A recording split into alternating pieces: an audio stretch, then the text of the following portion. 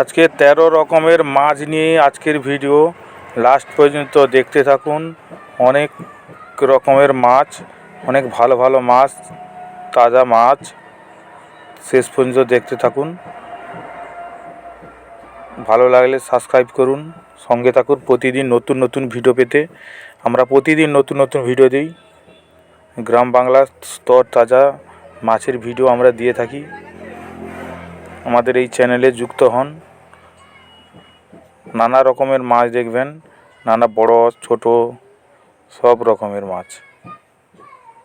আপনাদের আশা করি খুব ভালো লাগবে।